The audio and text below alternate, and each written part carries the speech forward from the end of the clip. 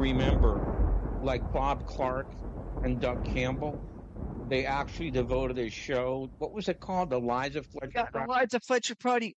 What a Right. joke. Yeah. What an embarrassment. I mean, those. Everything is going to hell down here in Texas.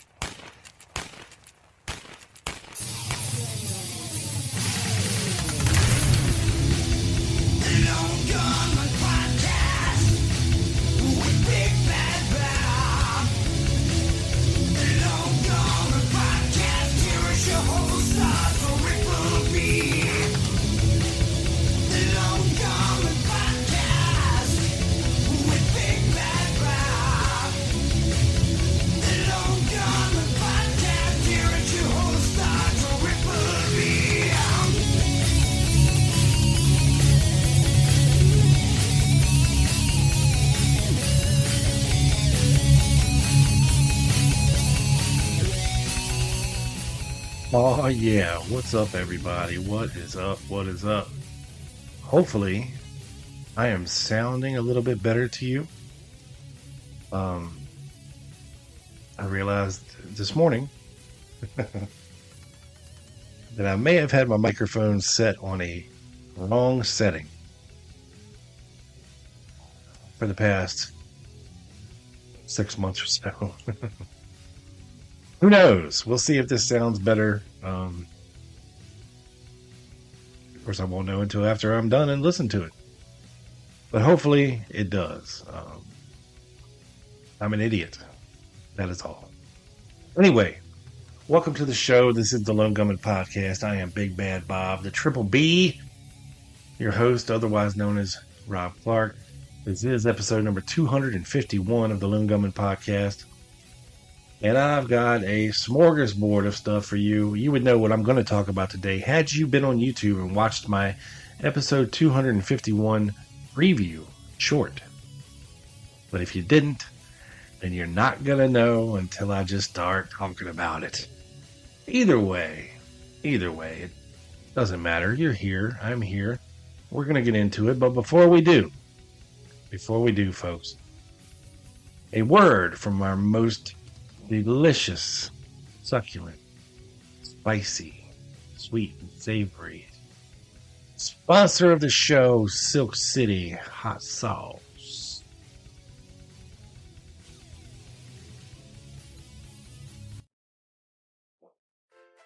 Why Silk City? Because this hot sauce comes to you directly from Patterson, New Jersey, also known as Silk City. These hot sauces are 100% natural, gluten-free, vegan, contain no chemicals, fillers, dyes, or junk. Everything is packed into recyclable glass containers because glass doesn't leach weird flavors into the product. All other hot sauces are sourced in small batches from locally bought fresh peppers. It's all about the pepper, people. I'm telling you. Your boy, Big Bad Bob, loves his food like he loves his women. Hot and spicy, but not so hot you can't eat them. So, if you love yourself some sauce and you're tired of trying to transform your bland meat into something edible, with the tip of a jar, you will transform your life forever. Head over to silkcityhotsauce.com, place an order, and upon checkout, enter the code GUNMAN, that's GUNMAN, for 20% off of your entire order.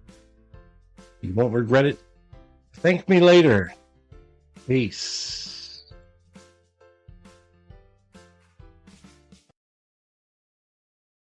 All right, folks, welcome back. And before we get into the meat of the show, we got to talk about JFK Lancer again because it is coming up. The 27th annual JFK Lancer November in Dallas conference happens November 17th through the 19th of this year of our Lord 20 and 23 at the Lorenzo Hotel in Dallas, Texas. Now, if you can't be there in person, you can sign up via assassinationconference.com and be able to watch along virtually around the world from anywhere. Registration happens at jfklancerpublications.com for registration details and ticket options. There's going to be a plethora of new school researchers. That's right. It's not just going to be a bunch of fuddy-duddy old dudes anymore. We're bringing the second wave through at the Lancer conference this year. So make sure that you make arrangements to get your ass to Dallas this year, or you make arrangements to watch virtually. That's streaming the conference. If you can't get there in person, no worries. Either way, head to JFK Lancer Publications.com for registration details and ticket options. Your boy and his boy, Joe Borelli, will be presenting in Dallas this year at the conference. You're not going to want to miss it. We're doing it all about the Martins. You might say, well, who are the Martins? Well, then that would be a big hint for you to tune in to JFK Lancer. And that's all I'm going to say about that, because they are going to have the exclusive before anybody else. So make sure, if you want to find out what we're talking about, you sign up or get your butt to Dallas for sure, folks. All right, let's dive right in the swimming pool, folks. Not in the shallow end either. I'm talking the deep end. We go deep, homeboy, right here on this show. On November the 27th, 1963, a U.S. Army retired brigadier general, folks, by the name of Herbert C. Holdridge, wrote an open letter to the Honorable Wagner Carr, who was Attorney General of the state of Texas. Now, Herbert Holdridge, U.S. Army retired brigadier general, was the administrator of the Constitutional Provisional Government of the United States. And if you don't know what that is, you're in good company, because neither do I. Apparently, he also wrote a letter on the 26th of November concerning the investigation of these two murders. He says, as a postscript to my letter of November 26th, which I do not have, folks, I'm sorry, I looked for it high and low and could not find it, but I do have the postscript to those letters.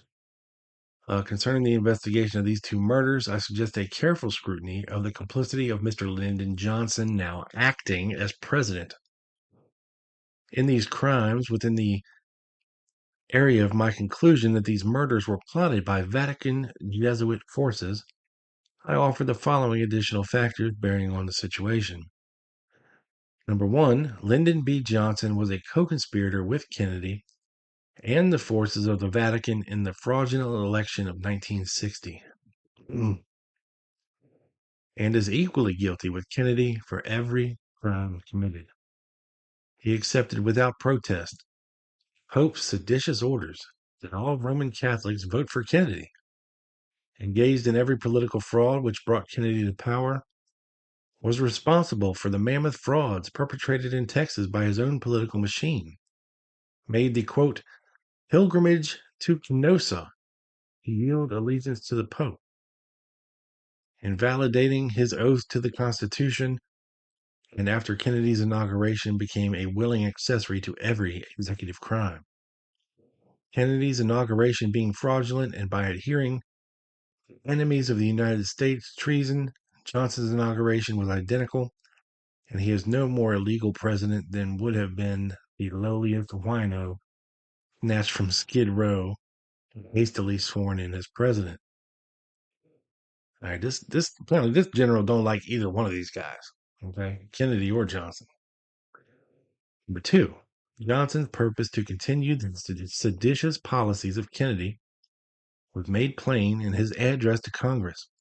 His adherence to the Kennedy policies in Vietnam involving the murder of Buddhist monks and the subsequent murders of Diem and New, all under the inspiration of the CIA, adherence to support the Wall Street shark, which has bankrupted the United States, in its raids against the sardines of Latin America under the guise of an already aborted Alliance for Progress, reliance on H-bomb diplomacy as the ultimate international instrument, pledge of loyalty to the United Nations, controlled by nations enemies of our Constitution, but not one word spoken of loyalty to the Constitution and the Bill of Rights. And the Kennedy president, in his inaugural, talking out of both sides of his mouth, a very gem of Jesuitical double talk, undoubtedly written by a damn Jesuit. All right, this guy's not a fan of the Jesuits either. Okay, number 3. Johnson's crocodile tears over the murder of Kennedy, but not one word of responsible executive purpose to uncover every hidden criminal who helped plot the assassinations, referring, like the police of Dallas, to announce by silence that the record of Oswald is now closed. And I repeat, quote, like hell it is, no effer. Number 4. As a long-term Texas politician, acquainted with every political outlaw, and having access to all facts and rumors prior to assassinations, and more surely subsequent thereto, remaining mute to the world, shudders at the open knowledge of murder of Oswald, to cover for the real criminals, indicating clearly that Johnson possesses guilty knowledge, or is himself a participant in the crime. Had he nothing to conceal, he would himself have taken the initiative of a full investigation. Number 5. In any murder, a compelling question is, who had the most to gain? The obvious answer is Lyndon B. Johnson, for all his tearful regrets. 6. Participating in the 4 days of vulgar Vatican ballyhoo, turning a fraud and criminal into a saint, squeezing every ounce of political and clerical advantage out of the cadaver of the dead Kennedy, as had been done during life, including the exploitation of his entire family. Number 7, undoubtedly prepared to accept Robert Kennedy as vice presidential candidate for the 1964 elections, as already hinted, to permit the Pope to play both ends against the middle. A session of John McCormick. Johnson dies, as was predicted, along with Kennedy, or Robert Kennedy, if Johnson lives. Boy, if that's not a foreshadowing, folks. To keep a foot in the crack of the door to perpetuate the fallen Kennedy dynasty. Were the communists involved in these murders, Johnson and the Vatican would have exploited their full propaganda against the USSR. The fact that they have remained mute indicates that they realize their own involvement, know where the bodies are buried, and rely upon the seditious, falsifying mobster press controlled by the Vatican and Wall Street to cover their crimes. In view of the above, I demand that Johnson be questioned under oath, his actions suppressed, the same thorough investigation demanded of other suspects. The Constitution cannot be defended otherwise. Wow. So yeah, there's by authority of the Constitution of the United States, Mr. Herbert C. Holdridge, Brigadier General U.S. Army retired administrator. That is your first crazy general document of the day. Thank you, Herbert. Oh, before we move on, folks, friend of the show, my buddy Jason Seelman. You may know him from the epic condiments that he created for a television show, including Jack Ruby's Pickles. Just eat them. He's a very brilliant, creative mind. And again, friend of the show. He has created, amazingly enough, a Lego art set, a limited edition Lego art set of President John F. Kennedy for the 60th anniversary. It's a commemorative edition. 2 iconic portrait options in a white or black frame. One is the visionary, the man who stood for a strong, peaceful nation, and one is the hopeful, the father to a country with dreams to last generations, including more than 3,400 pieces measuring 15 3/4 inch wide by 20 3/4 inch tall. This thing is poster sized, folks. So once you get done putting your Lego creation together of President John F. Kennedy, you can frame it and hang it on the wall. And it looks amazing. There's only 60 of these hand packaged sets that will be made. They will come with a numbered certificate of authenticity, making them as unique as the man within.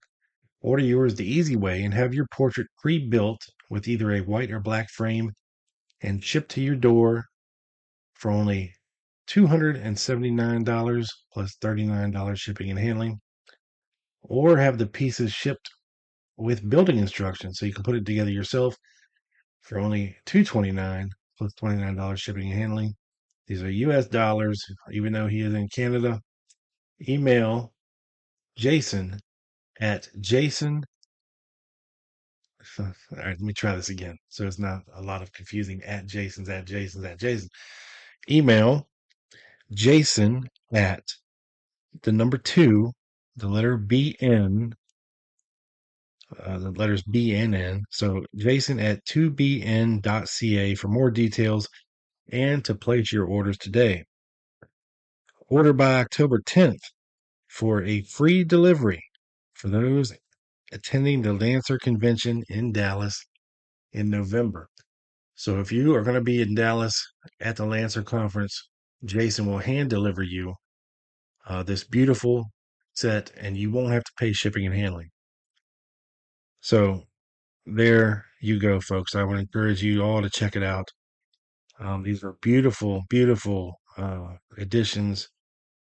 If you are a John F. Kennedy fan, to your home, they are definitely conversation pieces, not pizzas.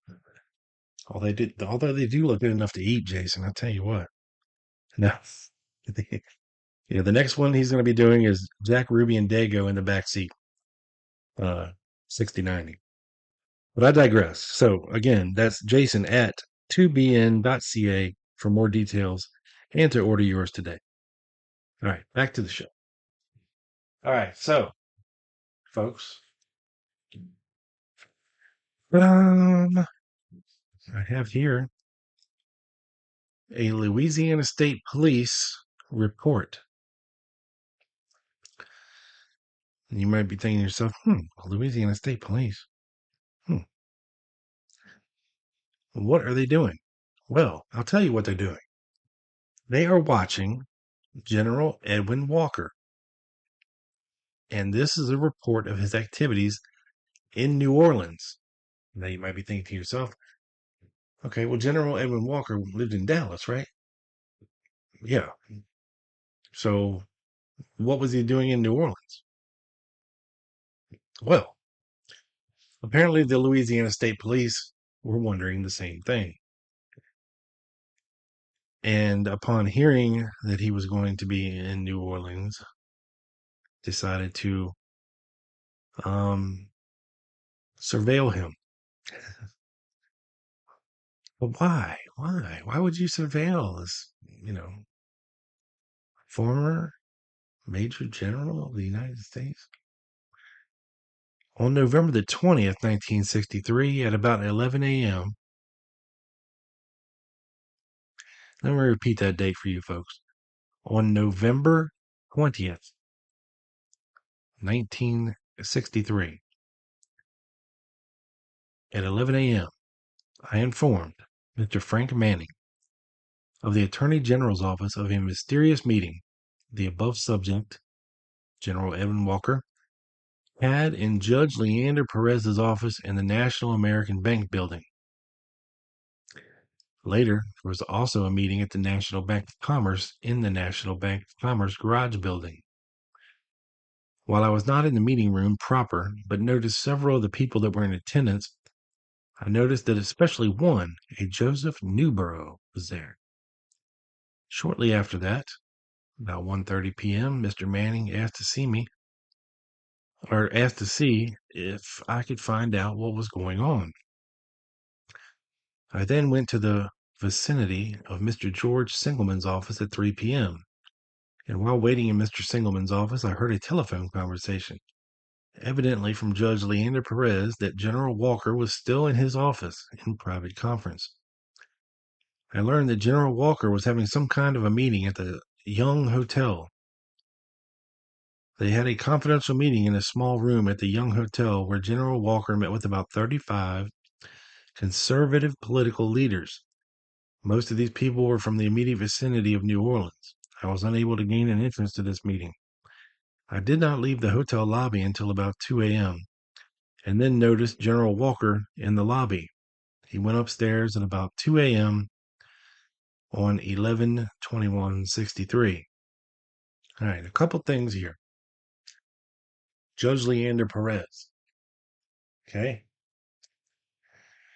Big deal, folks. Judge Leander Perez was the former district attorney of Plaquemines Parish and now a prominent judge at Plaquemines Parish who owned about half the damn parish. Very wealthy, very bigoted, segregationist, very anti-communist. And if you would like to know more about Leander Perez's disposition, I would urge you all to go on to YouTube and Google this. Judge Leander Perez, firing line, William F. Buckley. And you will see these two have a very interesting exchange.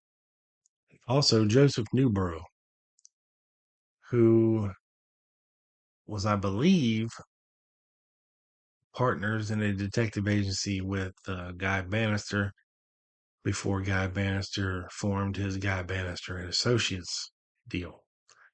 Not for very long, but a lot of these folks, Newborough included, Guy Johnson, Guy Bannister, they had formed some kind of anti-communist league type of deal of the Caribbean.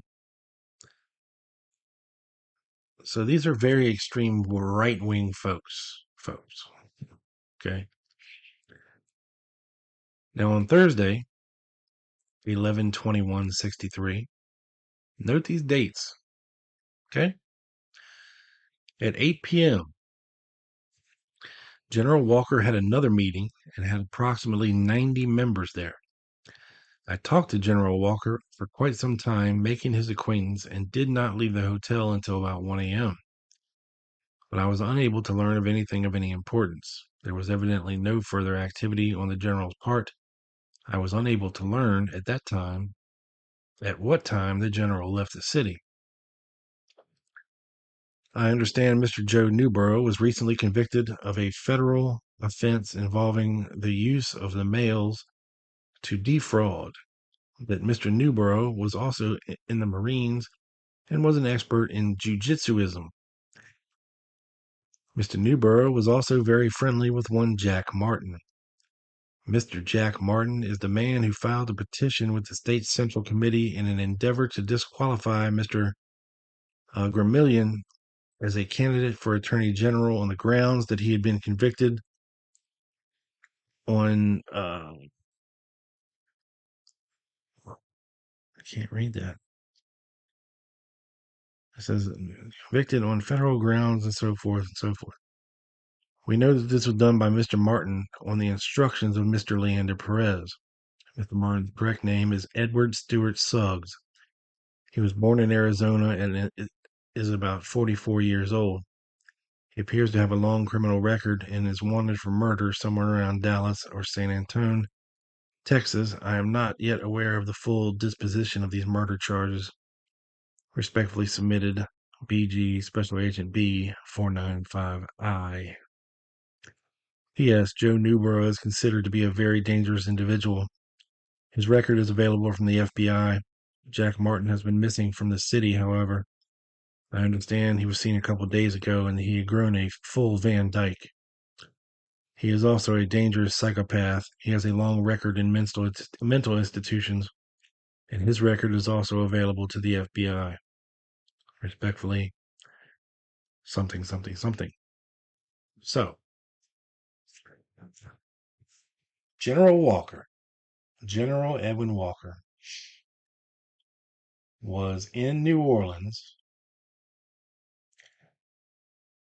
until the morning of November 22nd, 1963.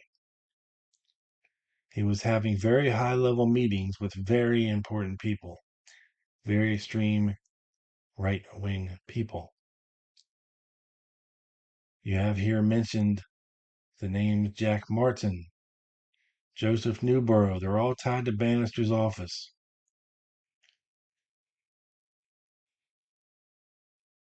That, folks, is what I call a very interesting document. Very, very interesting document. And if you want to know why it's so interesting, all I can tell you is tune in to Lancer this year for our presentation on the Martins. And that's all I'm going to say about that right now.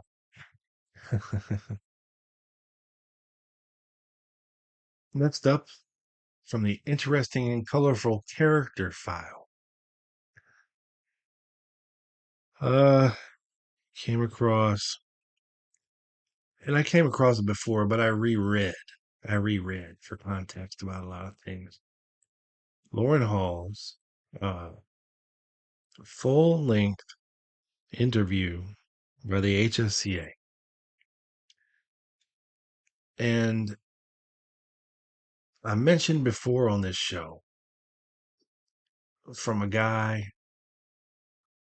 who I believe Robbie had on his show on Out of the Blank, who was associated with, he spent a lot of time with Marguerite Oswald and got to know a lot of these California connections of these people, including Dan Margison, who was an associate of Lawrence Howard, who also knew Lauren Hall and knew a little bit about this Johnson 30-06 rifle. And we've talked about this rifle extensively on the show before. For those of you not familiar, there was a rifle pawned in California, in Hollywood, by Jerry Hemming and Lauren Hall sometime in, I think, the summer of '63. They did it to earn some money because they were going back across the country and delivering goods, supplies for these raids into Cuba. So, fast forward a little while into October, November 1963. Lauren Hall admits to going to get this rifle out of hock from this detective agency. This detective agency was owned by Roy Hathcock, or was it Roy? No. I don't know. Hathcock and his associate that worked there as well, named Roy Payne. No relation to Ruth. Spelled differently. But anyway, we have an FBI report from an Agent Crow from the LA field office stating that he showed up to this detective agency the day after the assassination, inquiring about fingerprints found on a rifle. Now, the only logical explanation would be that somehow the FBI found this previously hawked Johnson 30-06 somewhere in or around Dealey Plaza. Because they were inquiring about the fingerprints of Roy Payne, who worked at the agency, and Lauren Hall, whose fingerprints were also on the rifle, because he's the one that got out of hock. Now, like I said, the only logical explanation as to why the FBI would be at this agency the day after the assassination inquiring about this rifle and about these two individuals is because they found the rifle. But we have no documentation about this rifle being found anywhere in the known plethora of documents that we have from the FBI. Is that by design? Or were they deep sixed? Or what's the deal here? But anyway, back to what I was saying about the guy that Robbie had interviewed on Out of the Plank, a guy that known Dan Margison, who was a friend of Lawrence Howard. He states that that rifle was left behind the picket fence that day, the Johnson 30-06, which is interesting. Now, allegedly, this rifle left Dallas on a trailer load of other guns that apparently Hall says he had left at Lester Lowe's house and then picked up a month later and took back to Florida, where it was given to some random dentist. But then Hall says he never got the rifle back. But in this giant, deep, long, several hundred page interview of Lauren Hall by the HSCA, Hall was a little bit pissed off because he says, the only thing our government has ever taken the time to ask me a question concerning anything other than Mrs. Odio. All right, he says at no time has the FBI or anybody else ever questioned him about anything other than Mrs. Odio. And he says, Mr. Fithian, I guess who is interviewing him, said, well, do you resent that? And Hall says, pardon? Fithian says, do you resent that? Mr. Hall says, I resent it in this way, that I know now that in 1963, there was a report made to the FBI that I had a Johnson rifle identical to the one that was taken out of the book depository on the date of the assassination. Not one government agent has ever asked me about that damn rifle. I have been in print for 14 years. I have been misquoted. I have been accused of the actual assassination and everything else. In fact, in some damn newspaper today, I am probably in South Africa or Rhodesia. If none of the government agencies ever took the time to ask me anything other than Mrs. Odio, why should I voluntarily give you anything? Fithian says, well, I understand and appreciate your comments, except that you haven't answered the question. The question was if you felt constrained to call the CIA merely because you were going to New Orleans to answer questions for Garrison, and then you said in your testimony you also called the FBI. Why didn't you feel constrained to tell officials about all the right-wing expressions of intentions or wishes to kill the President of the United States? So I just thought that was interesting that Hall said this, that I know now that in 1963 there was a report made to the FBI that I had a Johnson rifle identical to the one that was taken out of the book depository on the date of the assassination. Not one government agent has ever asked me about that damn rifle. Wow. Next up, I place this one in the just a little bit more than interesting file. Folks, July 10th, 1978, we have a report from Robert Morrison, the Director of Security, and William H. Cross, the Assistant Director of Security for the House Select Committee on Assassinations, regarding the tampering with Kennedy autopsy photos located in safe number 102095 in the reading room of room 330 or 3381 in the committee offices. At about 4:05 Friday, June 23rd, 1978, Mark Flanagan, upon returning some autopsy material to the security room along with Lance Svendsen of the security staff, upon opening safe number 102095, noticed that several Kennedy autopsy photos were loose on top of the Kennedy autopsy photo books. The photos removed from the books were numbered 39E1, 39E2, 40E, and 41E. This was 2 pages consisting of 4 photos. 39E1 and 39E2, along with the cellophane cover that had been ripped from the book, and the cellophane enclosure was torn at binder holes. One photo, 39E2, was out of the cellophane enclosure and lying loose.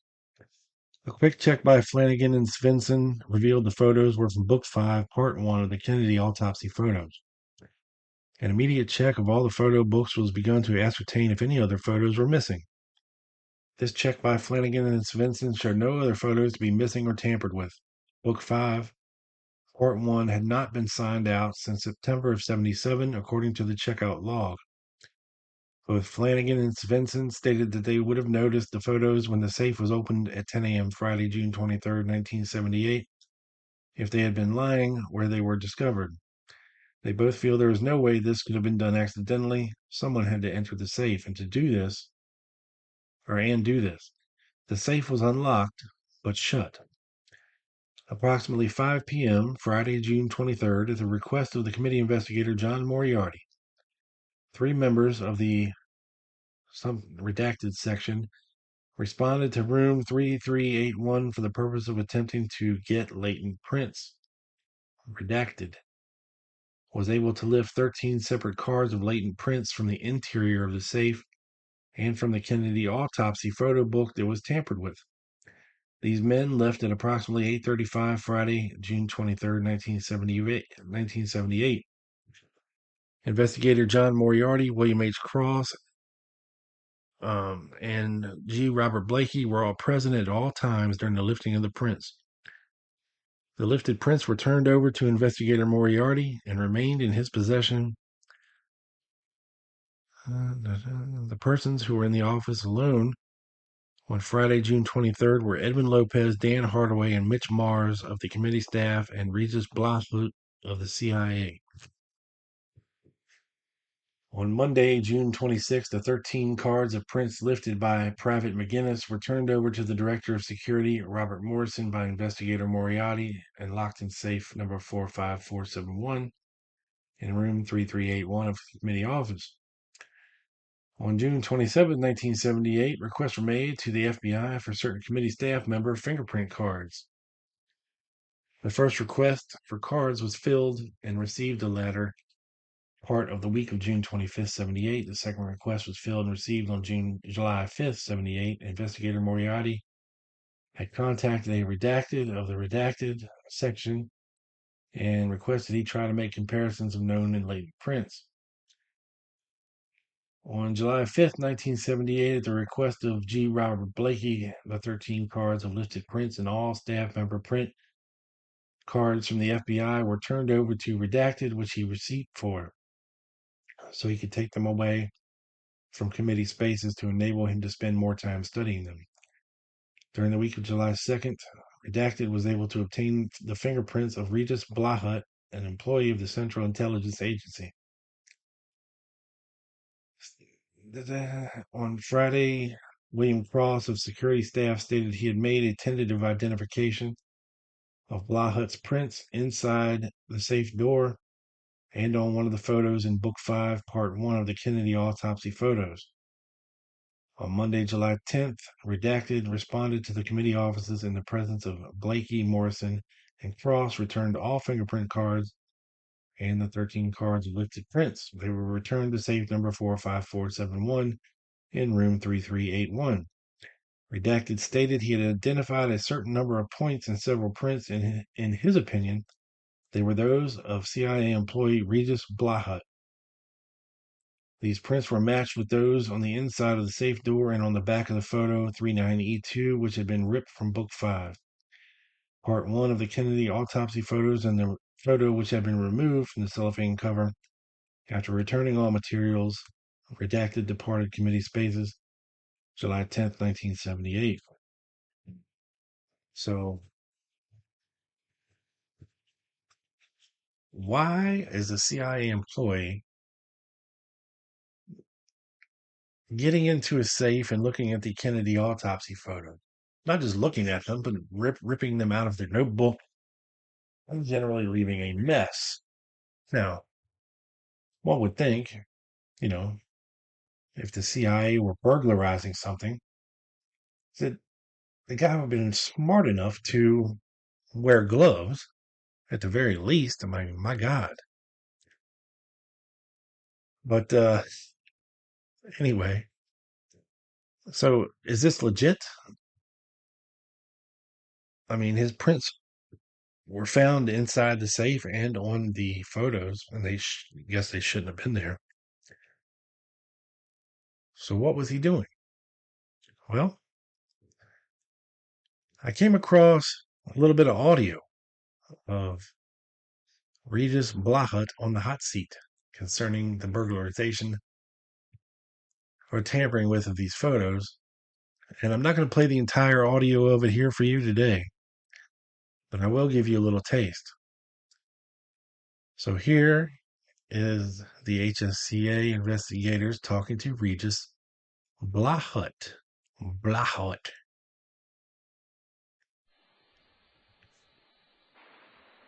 Okay, my name is Gary Cornwell. We're making a recording of a conversation concerning a breach of security that we have discovered at the Select Committee on Assassinations. Would you state your name? Regis Blahut. And would you spell your last name? B-L-A-H-U-T. As we explained in an informal conversation before we begin to make this tape recording, the committee has discovered that they discovered on June the 23rd, 1978, that the contents of a safe containing autopsy materials in our security office were tampered with, and that some of the books of photographs in the safe had been in part disassembled. And we are in the process of talking to those persons who our records indicate had access to the security office on that date. We have determined that a number of people had such access, including various members of our own staff and yourself. And we are in the process of trying to determine who may have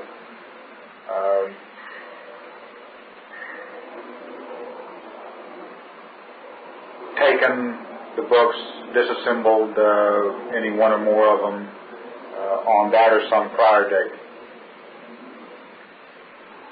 First, you are an employee of the CIA, is that correct? Mm-hmm. And would you state what the nature of your business has been at the committee? Security liaison.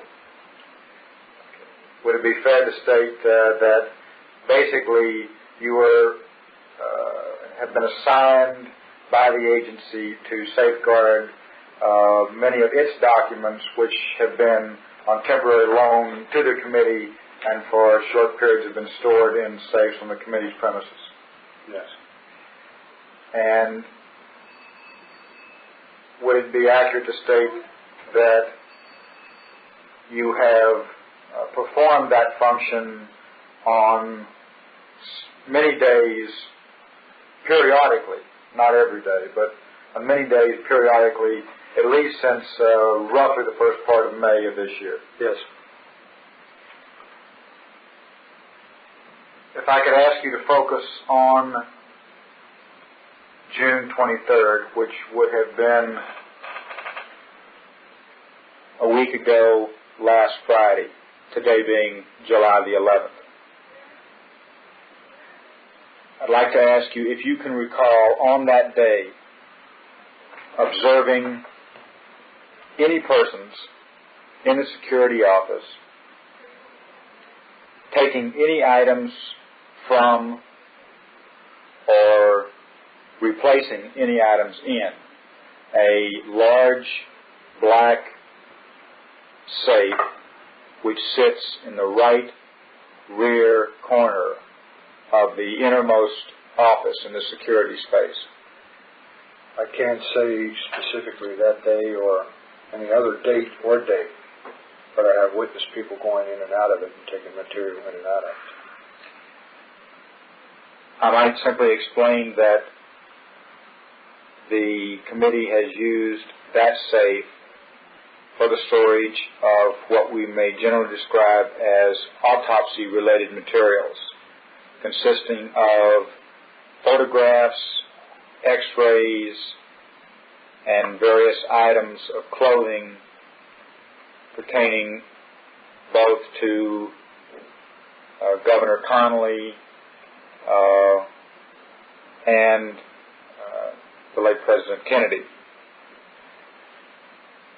Would it be fair to state that because you have been in that office in conjunction with your duties over the last at least 2 months or more, that you have at least overheard conversations to the effect that that was the type of materials which were in that safe? Yes.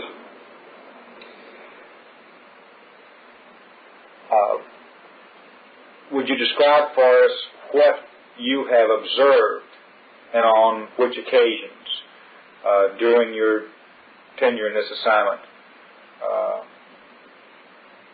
in the nature of the physical items in that safe? Well, what I've seen and what I know that's in there is some clothing, a necktie, some photographs, and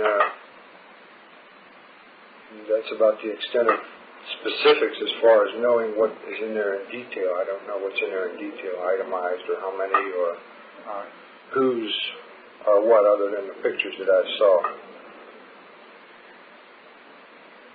Your duties have related to materials which have been stored in a different safe, is that correct? Yes, sir. And that would be a small 2-drawer safe? 2-drawer safe. And it would sit in that same office to the right of the large black safe we're talking about, is that correct?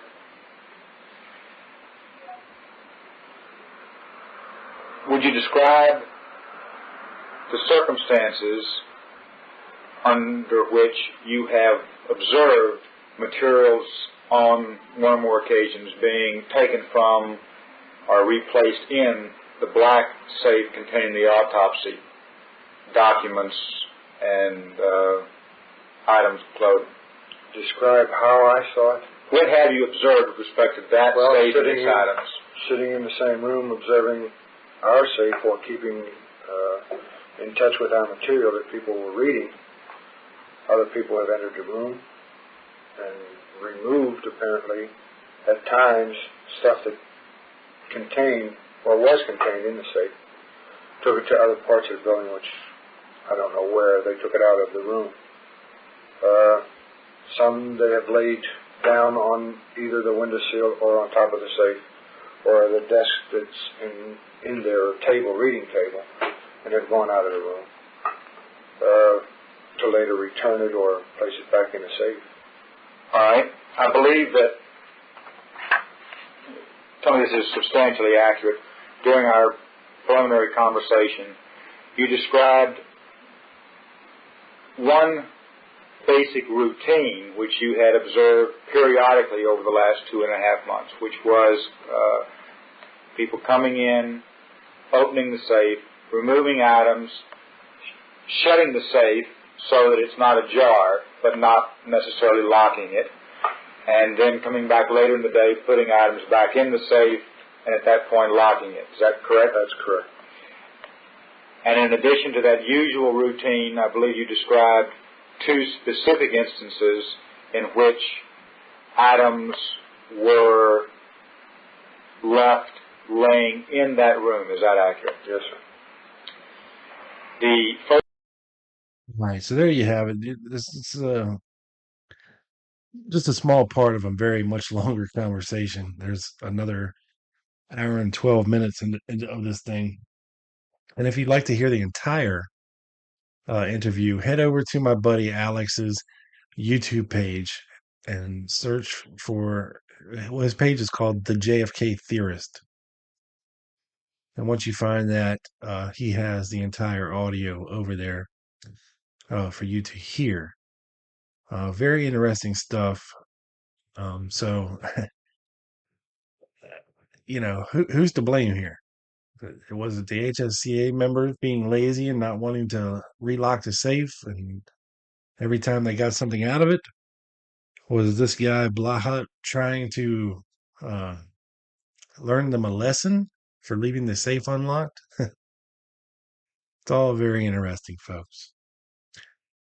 Now, let's get into Eugene Davis. That's right. The man that Dean Andrews identified as Clay Bertrand.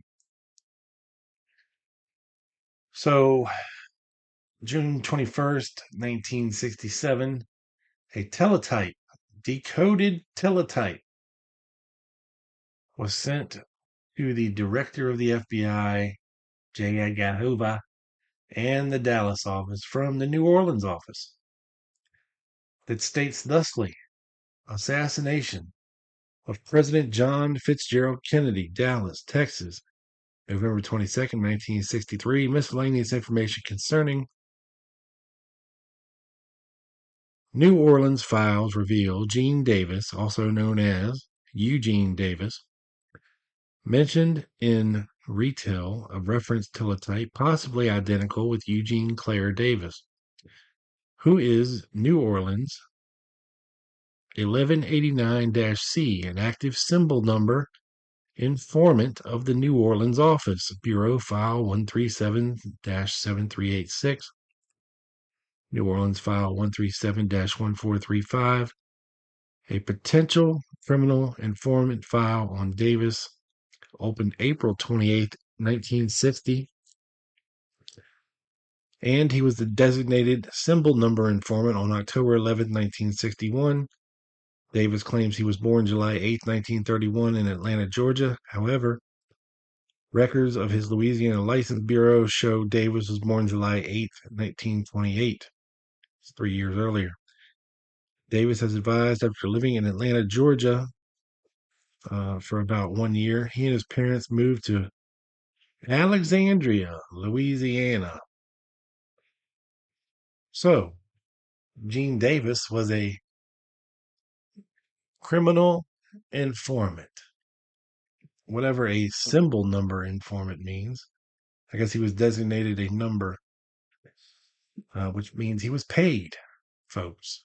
He was a narc, a paid criminal informant. PCI, folks, as early as 1960. Now, in connection with his job, he worked at the Court of the Two Sisters restaurant.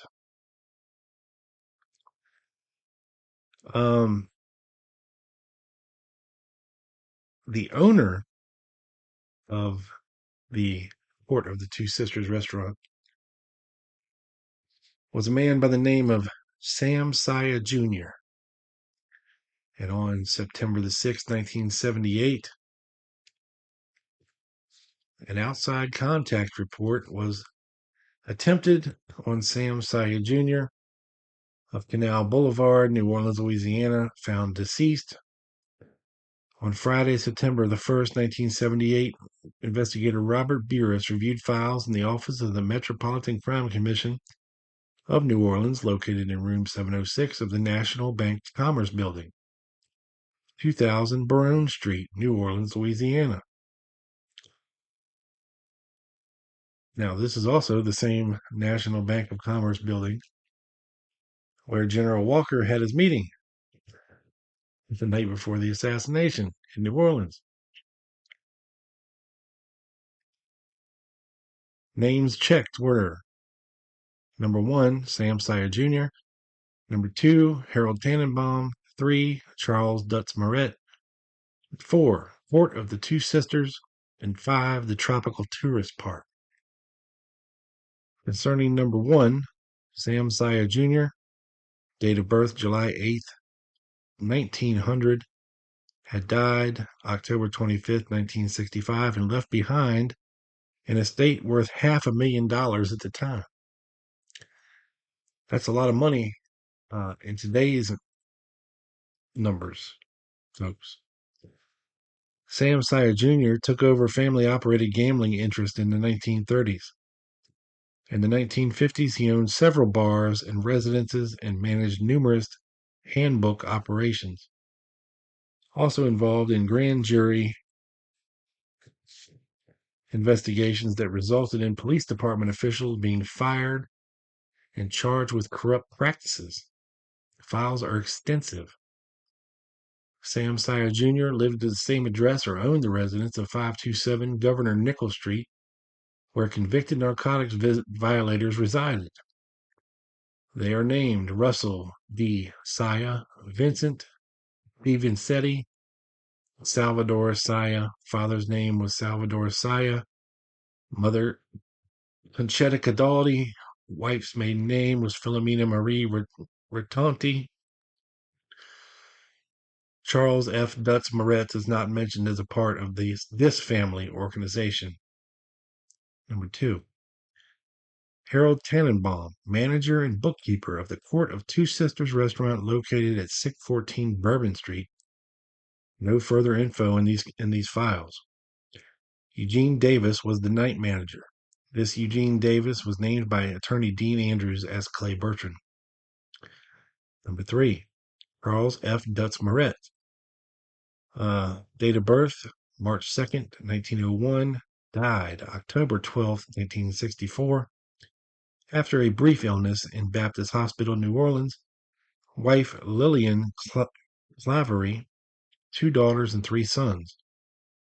Marilyn Moret, presently residing with mother at 7057 General Haig Street, New Orleans. Mrs. Emile O'Brien, Dr. Charles Moret, John Moret, and Eugene Moret, formerly S.J., presently judicial administrator of the Louisiana Supreme Court in New Orleans. Charles F. Dutz Moret was arrested for operating a handbook on September the 8th, 1956 at 1712 Religious Street with Gus Betts, August Betts, Mortimer Lacosta, and John Furlong. In 1953 to 54, Moret had a federal wagering stamp, both as an agent and a principal. He was listed in the 1954 city directory as a checker for the Mississippi Shipping Company. He was a member of Checkers Local Union 1418. Number 4. The Court of the Two Sisters restaurant located at 614 Bourbon Street, presently owned by Joseph Fine Jr. No relation to Mo and Larry Fine. Purchased from Nick Carno and Frank Caracci on May 14, 1969 for a measly $130,000. Nick Carno and Frank Caracci are both associates of Carlos Marcello. In 1959, a confidential source indicated that Nick Carno was going to South America and seemed to be helping procure arms for Fidel Castro. Carno grew a beard like Castro's and started featuring Latin American bands and drinks in his restaurant. Frank Caracci owned a nightclub at 601 Bourbon Street, and in 1959 had a Cuban female named Duma working for him. After Castro came to power, she returned to Cuba. No further info on her. Carno, Caracci, and Fine Jr. still reside in New Orleans. Number 5. The Tropical Tourist Park is located in East New Orleans at 6027 Chef Ventura Highway. It is a mobile home park and motel. Its sales for a 1-year period in the late 70s is listed for $294,000. It was purchased in 1955 for $107,000, and it is owned and managed by Nofio Pecora, who has been reported extensively to many committees and this select committee as being part of Carlos Marcello's mafioso family. So there you have some more ties with the court of the two sisters and Clay Bertrand and Carlos Marcello and Castro and all kinds of crazy stuff, folks. Crazy stuff. Crazy stuff. And I came across this. I always thought it was interesting. When we talk about Jack Martin, when we talk about the beginning of the investigation into the New Orleans side of all this assassination stuff, we think of Jack Martin being the impetus, of calling the FBI, letting them know about David Ferry and that they should check in on David Ferry and all this stuff, and then David Ferry being brought in.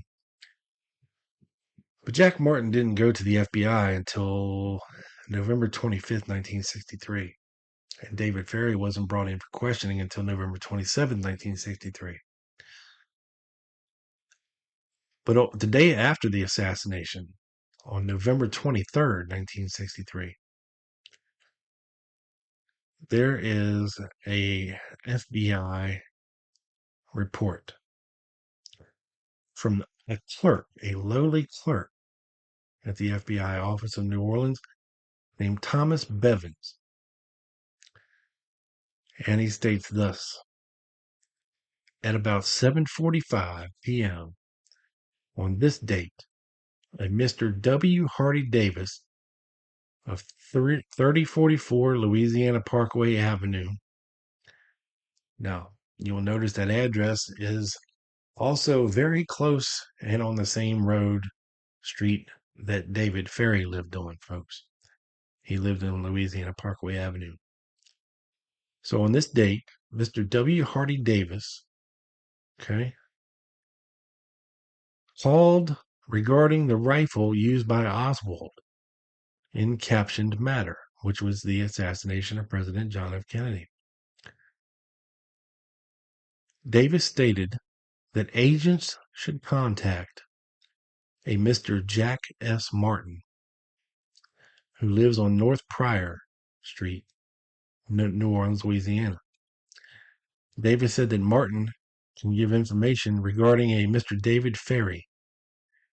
Ferry, according to Davis, was in the Civil Air Patrol with Oswald, is a disbarred airline pilot, speaks Spanish, is a gun collector, and a fanatic like Oswald. Ferry may be the man who obtained the rifle for Oswald. So you see, very shortly, folks, and that's it for this. That's it for this memorandum. Very shortly after the assassination occurred, things were being talked about in New Orleans between certain people. Now, this W. Hardy Davis is a former bail bondsman in New Orleans. And obviously a snitcheroonie. So he obviously had a conversation with Jack Martin at some point after the assassination and prior to sending this or contacting the FBI, in which they had a conversation in which Jack Martin told him all this stuff about Ferry being in the Civil Air Patrol with Oswald, which was true. And he was a disbarred airline pilot. He did speak a little Spanish. He was a gun collector. And he was a fanatic. And he says Ferry may be the man who obtained the rifle for Oswald, which is what Jack Martin told the FBI later on. You know, that he may have taught him how to shoot while in the Civil Air Patrol and this and that and this and that. So I just thought it was interesting that, you know, Jack Martin didn't voluntarily go to the FBI and drop a dime on Ferry. They went to him because of W. Hardy Davis dropping a dime and snitching on the line. Interesting. All right, folks. There you have it. Another exciting episode of the Lone Gunman Podcast is in the bag, folks. President Kennedy died. Head over to YouTube. Central Standard Time. Search for the Lone Gunman Podcast channel. Make sure you like and subscribe and ring the bell to get notified. I promise you something big and cool is coming. You're going to want to check it out. So make sure you head over there and do that. All the other socials at the Lone Gunman 7. That's Twitter or X or whatever the hell you want to call it. TikTok, Facebook, blah, blah, blah, blah. You know the drill, people. Anyway, rock out with thine cocks out to the sweet sounds of Shepherd of Fire and their hit song Conspiracy. Listen to the words, folks. Come on now. Peace.